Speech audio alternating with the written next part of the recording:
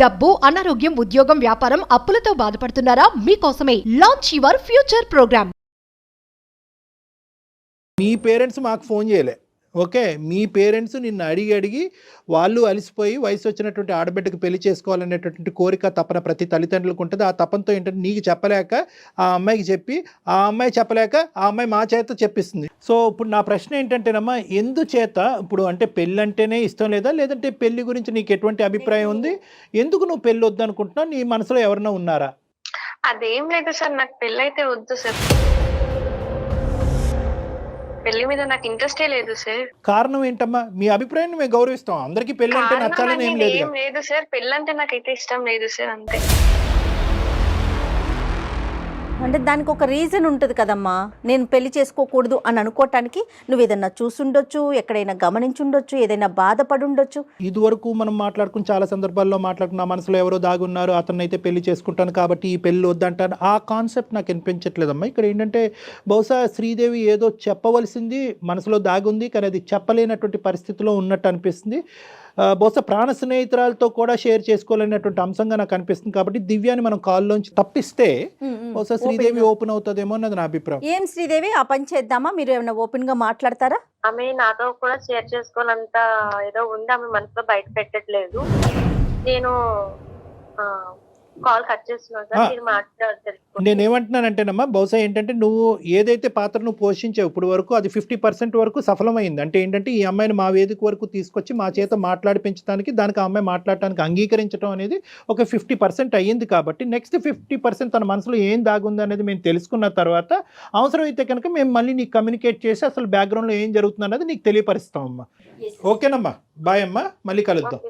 ఈ పద్ధతిలో కూడా మాట్లాడకూడదేమో, ఏదన్నా 4 వాల్స్ మధ్యన ఒక క్లినికల్ రూమ్లో మాట్లాడేటటువంటి అంశంగా నాకు అనిపిస్తుంది. కానీ ఈరోజు ఏంటంటే బహుశా ఈ అవకాశం మళ్ళీ రాదేమో అనేటటువంటి ఉద్దేశంతో మళ్ళీ నువ్వు మాకు అంగీకరించకపోవచ్చు, రావచ్చు, రాకపోవచ్చు, ఇలాంటి రకరకాల ప్రాబిలిటీస్ ఉన్నాయి. కాబట్టి ఇది కాన్ఫిడెన్షియల్ డిస్కషన్. కాబట్టి నువ్వు నీ పేరు వరకే బయటకు వచ్చింది, నువ్వు ఎవరు ఏంటి ఎక్కడ అనే పూర్వాపరాలు తెలియవు. కాబట్టి ఇప్పుడు దివ్య కూడా కాల్ నుంచి కట్ అయింది. కాబట్టి నువ్వు ఫ్రీగా మాతో మాట్లాడాలని నా కోరికమ్మ.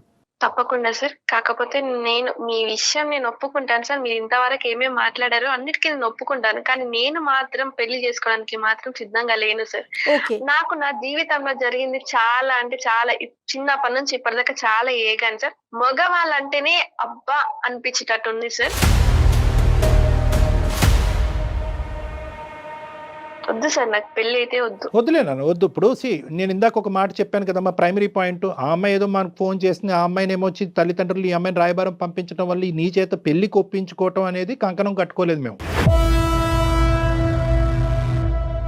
కారణాలు చెప్తే కనుక కొద్దిగా మనుషులు అనేటటువంటిది వాళ్ళు చల్లబడతారు. ఓహో, ఇంత జరగటం వల్ల ఈ అమ్మాయి ఇటువంటి నిర్ణయం తీసుకుంది అనేటటువంటిది నువ్వు చెప్పలేకపోతున్నావు. వాళ్ళకి అర్థమయ్యేటటువంటి పద్ధతిలో అది కూడా నువ్వు ఒప్పుకుంటే కనుక ఇది రివీల్ చేయొచ్చు, ఈ విధంగా మా తల్లిదండ్రులతో నా ఫ్రెండ్తో మాట్లాడచ్చు అని నువ్వు పర్మిషన్ ఇస్తే కనుక నీ కాన్ఫిడెన్షియాలిటీ అనేది మేము బ్రీచ్ చేసి వాళ్ళకి చెప్పడం జరుగుతుంది. దాన్ని బట్టి తర్వాత పెళ్లికి నువ్వు అంగీకరిస్తావా, వాళ్ళు పెళ్లి గురించి వాళ్ళు ప్రెషర్ పెడతారా లేదా అనేది తర్వాత సంగతి తర్వాత చూద్దాం. చిన్నప్పటి నుంచి ఇప్పటిదాకా సార్ నేను ఏ ఎవరితో షేర్ చేసుకోలేదు, మా ఇంట్లో వాళ్ళతో కానీ, ఇప్పుడు నాతో మాట్లాడిన నా ఫ్రెండ్ తో కానీ కూడా నేను షేర్ చేసుకోలేదు సార్. అంత బాధను అనుభవించి ఇప్పటిదాకా వచ్చాను సార్. నా చిన్నప్పుడు సార్ నాకు ఒక 12 ఏళ్ళు ఉంటాయేమో. అప్పుడు నా ఇంటి పక్కన ఒక అంకుల్ ఉండేవాడు. ఆ అంకుల్ తో మాడుకునే వాళ్ళు, నార్మల్ గా పిలిచేవాడు. తను నన్ను ముట్టుకోవడం, ప్రైవేట్ క్లాస్ లో ముట్టుకోవడం అని.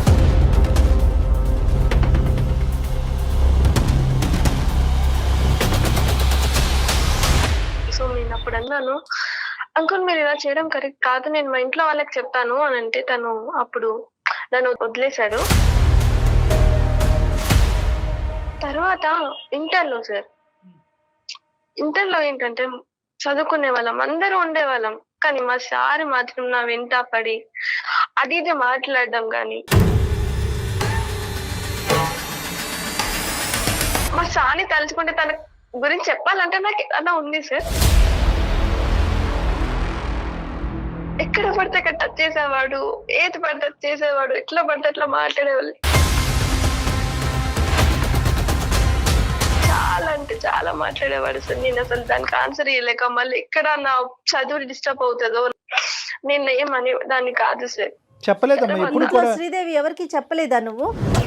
లేదు, మేము ఎవరికి చెప్పలేకపోయాను ఆ సిచ్యువేషన్. నేను ఎవరికి చెప్పుకోగలను సరే, నేను అందరు ముందర బ్యాడ్ అవుతానేమో, అది. నువ్వు చనువియకపోతే వేరే వాళ్ళు ఎందుకు నీ దగ్గరకు వస్తారు అని నా టాపిక్ వస్తదేమో అని నేను ఎవరికి కాదు నాన్న, ఫ్రెండ్స్ కానీ పోనీ కదమ్మా, ఇంట్లో సపోర్టివ్ అట్మాస్ఫియర్ ఏనమ్మా? ఇంట్లో అంటే అమ్మ నాన్న అర్థం చేసుకునే వాతావరణమేనా మీ ఇంట్లో? సార్ ఇంట్లో వాళ్ళు చెప్తే అర్థం చేసుకున్నారా, మీ దాకా రాదేమో సార్ ఇప్పుడు ఈ సిచ్యువేషన్ నాకు తెలిసి.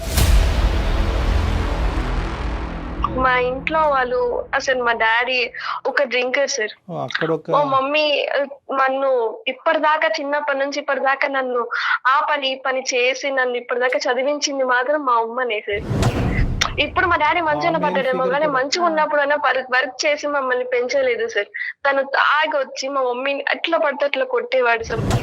డిగ్రీలో సార్ ఇలానే ఫ్రెండ్స్ ఉండేవాళ్ళు సార్, మేము అందరం ఫ్రెండ్స్ ఉండేవాళ్ళం. అయితే ఒక రోజు మా ఫ్రెండ్ బర్త్డే ఉంది, సో అందరం కలిసి వెళ్ళాము జాలీగా బయటికి. సో ఒక రోజు నా మీద కూల్ డ్రింక్ పడ్డది బర్త్డే రోజు. సో అలా వాష్రూమ్ కి వెళ్ళి నేను క్లీన్ చేసుకుంటుండే, నా ఫ్రెండ్ వచ్చి అలా నడుము పట్టుకోవడం, గిచ్చడం, ప్రైవేట్ క్లాస్ లో ముట్టుకోవడం, ఎట్ల పట్ల అట్లా కిస్ చేయడం. అక్కడ ఫ్రెండ్ కూడా నన్ను అలా చేస్తుంటే నేను ఇంకెవరిని నమ్మాలి సార్? జాబ్ లో జాయిన్ అయ్యాను సార్. అక్కడ మేనేజర్ ఓకే, అలా అక్కడ మంచిగా అనిపించింది సార్. మేనేజర్ చాలా మంచోడు, నాతో కదా అందరితో పాటు కూడా మంచిగా ఉన్నాడు సార్. ఒక రోజు మేమందరం ట్రిప్ కి వెళ్ళాం సార్, ఆఫీస్ నుంచి ఒక ట్రిప్ కి వెళ్ళాము. డిఫరెంట్ రూమ్స్ తీసుకున్నాము, సపరేట్ గా ఉన్నాము. సో తను ఒక రోజు వచ్చాడు నా రూమ్ కి, ఏమైందో తెలియదు సార్ నాకు ఆ రోజు. సరే నేను పడిపోయాను. సో మార్నింగ్ లేసే వరకు తను నా పక్కన ఉన్నాడు. ఏంటిది నా పక్కన ఉన్నాడు ఏంటి అనుకున్నాను. సో అయిపోయింది సార్. అప్పటికే నాకు తన మీద గుడ్ ఒపీనియన్, ఎవరితో ఏమి మిస్బిహేవ్ చేయలేదు కదా, మంచిగా ఉన్నాడు కదా, సరే మ్యారేజ్ చేసుకుందామని నాకు ఒక థాట్ వచ్చింది. సో ఇదే విషయం వెళ్ళి నేను తనకి చెప్పాను, సరే ఇలా ఏదో అయిపోయింది, నాకు నీ మీద మంచి ఒపీనియన్ ఉంది, మీరు కూడా నా మీద మంచి ఒపీనియన్ ఉంది కదా, మ్యారేజ్ చేసుకుందాం సార్ అని చెప్పాను. సో తను అప్పుడు నాకు చెప్పిన సమాధానం ఏంటంటే, నాకు ఆల్రెడీ మ్యారేజ్ అయ్యిందమ్మా, కావాలంటే నేను నిన్ను ఉంచుకుంటాను, నీకే ఫిజికల్ గా కానీ దేంట్లో అయినా సరే నేను హెల్ప్ చేస్తాను, ఫైనాన్షియల్ అయినా సరే నేను ఉంచుకుంటాను అని చెప్పాడు. నాకు ఆ టైంలో ఏం చేయాలో అర్థం కాలేదు సార్. తనని ఇంకా కొట్టేసి అటు నుంచి వెళ్ళిపోయాను సార్. ఇంకా జాబ్ మానేశాను, అన్ని మానేశాను, ఇంట్లో ఉన్నాను. డిప్రెషన్ లో ఉన్న టైంలో అసలు మా ఇంటి ముందు ఉండే ముసలోడు కూడా నన్ను అడ్వాంటేజ్ చేసి తీసుకున్నాడు సార్. అసలు నేను ఇవ్వని నమ్మాలి సార్, ఈ ప్రపంచంలో అసలు అబ్బాయిలు ఇలా ఉంటారా, ఏం చెప్పలేకపోతున్నాను సార్. ఆ టైం వరకు ముసలోడు చిన్నప్పటి నుంచి ఇప్పటిదాకా బాధపడుతున్నా, నాలో నేను కుమిలిపోతున్నాను సార్. చెప్పండి సార్, ఏం చేయమంటారు నన్ను? చెప్పడానికి మాటలు కూడా సరిపోవమ్మా. ఎందుకంటే ఒక ఆడపిల్ల బహుశా, నేనైతే మాత్రము ఇటువంటి అబ్యూజ్ని డెత్తో కంపేర్ చేస్తానమ్మా. డెత్ అంటే మానసికంగా చనిపోవటంతో కంపేర్ చేస్తాను. అంటే అందులో most difficult face for you. అన్ని ఫేసెస్ డిఫికల్టే, ఓకే, ఏది నువ్వు ఇంటర్మీడియట్లో కానీ 10th కానీ ప్రతి ఫేసు డిఫికల్టే.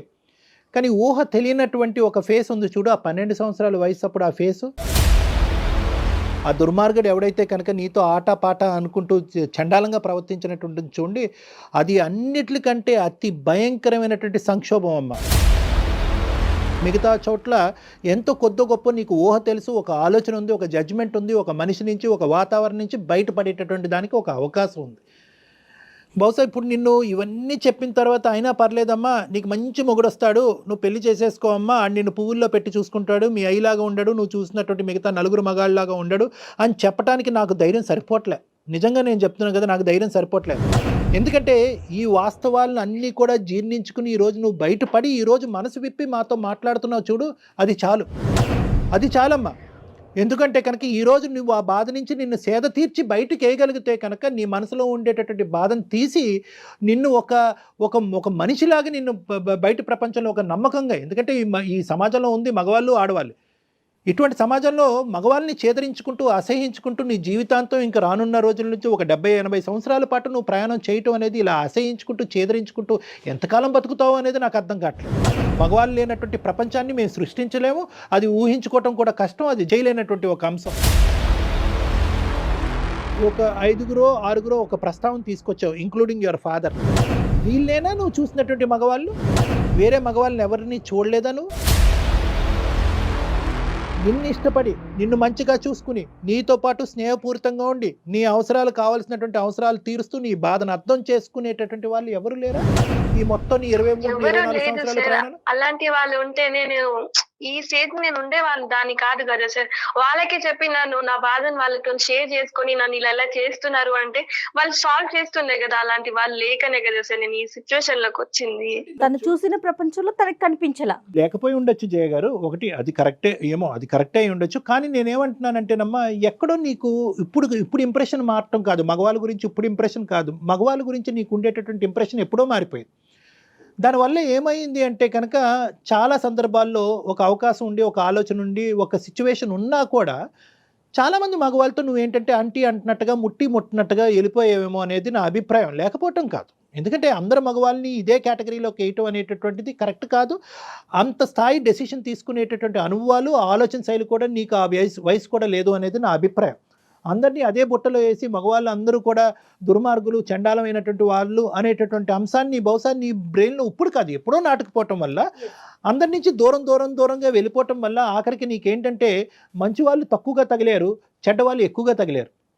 కాబట్టి నీకు ఒక అభిప్రాయం అనేది నీ మానసికంగా ఒకటి క్రియేట్ అయిపోయింది. మగవాళ్ళు ఆ జాతే కరెక్ట్ కాదు, అటువంటి జాతిని నేను చూడటమే తప్పు, అటువంటి జాతిని పెళ్లి చేసుకుని ఒక ప్రయాణం కొనసాగించడం అనేటటువంటిది అసలు నేను ఊహించుకోనటువంటి అంశంగా నువ్వు ఒక నిర్ణయంకి వచ్చేసావు అనేది నా అభిప్రాయం.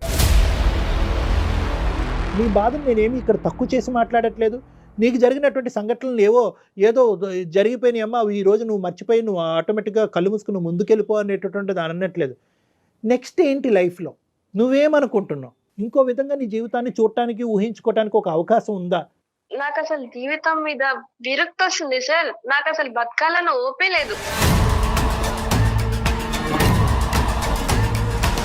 ఇప్పుడు బతుకుతున్నాను అంటే దానికి కారణం మా అమ్మ. తన వల్లనే నేను ఇప్పుడు బతుకుతున్నాను. ఇంకా మంచిగా బతకాలి అలాంటి థాట్స్ అయితే నా దాంట్లో ఏం లేవు సార్. నేను మానసికంగా చచ్చిపోయాను సార్.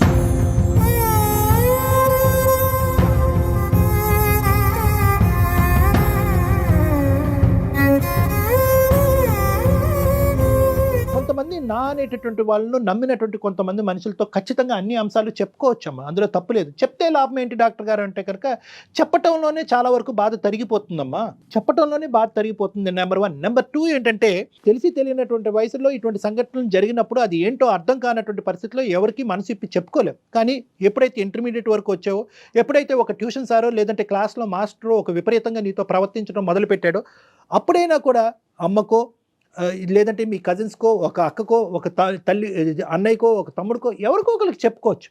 ఎవరూ లేరు అనేది కాదు ఇక్కడ ప్రస్తావన. చెప్పుకోవటం వల్ల బాధ తగ్గుతుంది.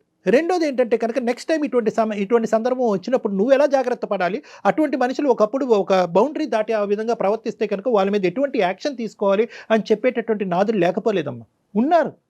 ఇప్పటికీ మానవత్వం అనేది ఉందమ్మా, మరీ అంత మానవత్వం అనేది మంట కలిసిపోలేదు. నేనేమంటున్నానంటే నీకు జరిగినటువంటి సంఘటనలు ఒక ఎత్తు, జరిగినటువంటి సంఘటనల్ని ఏ విధంగా డీల్ చేయలేకపోయావు అనేది రెండో అంశం. ఒకటి చెప్పుకోలేకపోయావు, పనిష్ చేయవలసినటువంటి విధంగా కొంతమందిని పనిష్ చేసి ఉంటే కనుక వాళ్ళకి ఖచ్చితంగా బుద్ధి వచ్చి ఉండేది. నీతో కాదు ఇంక ఏ ఆడపిల్లతో కూడా ఆడుకునేటటువంటి దానికి అవకాశం ఉండేది కాదు. ఎందుకంటే నీలాంటి వాళ్ళని ఎంతమందితో వాళ్ళు ఇది తీసుకుంటున్నారు. సో అది కేవలం నీకు సంబంధించినటువంటి బాధ్యతే కాదు, సమాజానికి సంబంధించినటువంటి బాధ్యతగా ఆ విధంగా నువ్వు అడుగు వేసి ఉంటే కాదు బాగుండేది. శ్రీదేవి డాక్టర్ గారు అన్నట్టు నువ్వు సైలెంట్ గా ఉండిపోవడంతో వాళ్ళకి ఒక అడ్వాంటేజ్ కదా. నెక్స్ట్ ఇలాంటి పిల్ల ఇంకొక శ్రీదేవో ఇంకొకరు ఎవరో తగులుతారు, వాళ్ళు అది కంటిన్యూ అయ్యేది కదా. నువ్వు ఆ రోజే తిరగబడినట్లయితే, అంటే నువ్వు తిరగబడ్డావు, నువ్వు సేఫ్ జోన్లో ఉన్నావు, కాదనట్లేదు. కానీ ఎవరికైనా నువ్వు ఎక్స్ప్రెస్ చేసినట్లయితే, వాళ్ళు కొంచెం పనిష్మెంట్ దొరికినట్లయితే, అంటే జయ గారు అటువంటి వ్యక్తులకి బలం ఏంటంటే కనుక వీళ్ళ అమాయకత్వం. ఇది మనసులోనే దాగిపెట్టుకోవాలి, ఇది బయటకు చెప్పకూడదు. బయటకు చెప్తే కనుక నన్నే వక్రీకరిస్తారేమో, నా ఆలోచనే తప్పు, నువ్వే అంత చనువిచ్చావనేటటువంటి భయంతో చాలా మంది ఆడపిల్లలు ముందుకొచ్చి ఇటువంటి అంశాలు చెప్పరు. అవును. ఇప్పుడు నెక్స్ట్ ఏమనుకుంటున్నావు అంటే నువ్వు అంటే ఇంకా పెళ్ళి అనే ప్రస్తావన తీసి పక్కన పెట్టేసావు అనేది నాకు అర్థం అవుతుందమ్మా. కానీ నాన్న ఎలాంటి వాడన్నా తీసి పక్కన పెట్టేసే, నీకు అమ్మ మీద ఒక గౌరవం ఉంది, అమ్మ మీద ఒక ప్రేమ ఉంది. ఏ అమ్మ ఈరోజు శ్రీదేవికి 24 సంవత్సరాలు వచ్చింది, పెళ్ళెందుకు చేయట్లేదమ్మా అనేటటువంటి ప్రశ్నకి ఎటువంటి బదులు చెప్పగలదు మీ అమ్మ? మా అమ్మాయికి ఇటువంటి సంఘటనలన్నీ జరిగినాయండి, మగజాతి మీదే ఒక అసహ్యం కలగటం వల్ల పెళ్ళి అనే ప్రస్తావన తీసుకురావట్లేదు, మా అమ్మాయి పెళ్ళి చేయాలనేటటువంటి ఉద్దేశం నుంచి మేము అందరం విరమించుకున్నాం అనేటటువంటి మాట మీ అమ్మగారికి చెప్పగలరా? లేదు సార్, చెప్పలేరు. అమ్మా నాన్నలకి ఏం చెప్పాలి అనేది ఒక ముఖ్యమైనటువంటి అంశం అమ్మ. బహుశా నీకు ఆ మెచ్యూరిటీ లేదేమో అనేటటువంటిది నా ఆలోచన, కాబట్టి ఆ అంశాన్ని కూడా మేము వాళ్ళకి తెలియపరుస్తాం, అంటే చెప్పే విధంగా తెలియపరుస్తాం. ఒకప్పుడు నువ్వు వద్దు సార్, ఇది కంప్లీట్గా నా కాన్ఫిడెన్షియల్ పర్సనల్ ఇష్యూ, ఇప్పటికీ కూడా నాకు అలాగే అనిపిస్తుంది నా అనేటటువంటి వాళ్ళకి చెప్పి నాకు వాళ్ళని బాధ పెట్టడం నాకు ఇష్టం లేదంటే మేము ఒక్క అడుగు కూడా ఆ దిక్కును ముందుకేయం, పెళ్ళి అనే ప్రస్తావన గురించి మాట్లాడవు. కేవలం నువ్వు అనుకుంటే కనుక ఈ డిప్రెషన్ నుంచి నన్ను బయటకు వేయండి, నా ప్రశ్నలకి బదులు చెప్పండి, సమాజం గురించి నాకు ఏర్పడినటువంటి ఒక ఇమేజ్ని మార్చండి, నా ఆలోచన శైలిని కరెక్ట్ చేయండి అంటే కనుక నీకు హెల్ప్ చేస్తాం. సో ఈ 2 ఆప్షన్స్ ఉన్నాయి. నీ పేరెంట్స్తో మేము మాట్లాడాలా వద్దా? సార్ ఒక 2 minutes ఆగుతారా? నాకు అసలు ఏడుపు ఆగుతలేదు సార్. ఎందుకంటే చిన్నప్పటి నుంచి ఇప్పటిదాకా నన్ను అర్థం చేసుకొని, దగ్గర తీసుకొని, నా బాధను అర్థం చేసుకొని ఇలా మారుస్తాను నీ జీవితము అని అనేవాళ్ళు ఇప్పటిదాకా నాకు పుట్టలేదు సార్. మీరు నాకు దొరికినందుకు నా అదృష్టం అనుకుంటాను నా లైఫ్ లో.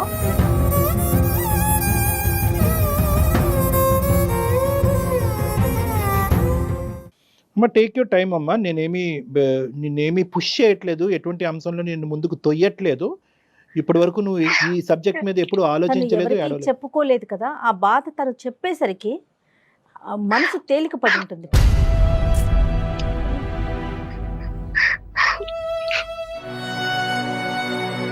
ఎవరికైనా ఏదైనా ఒక సందర్భంలో ఫేస్ చేస్తాం డాక్టర్ గారు, ఆడపిల్లలు ముఖ్యంగా ఏదో ఒక సందర్భంలో ఫేస్ చేస్తూ ఉంటారు కొంతమంది.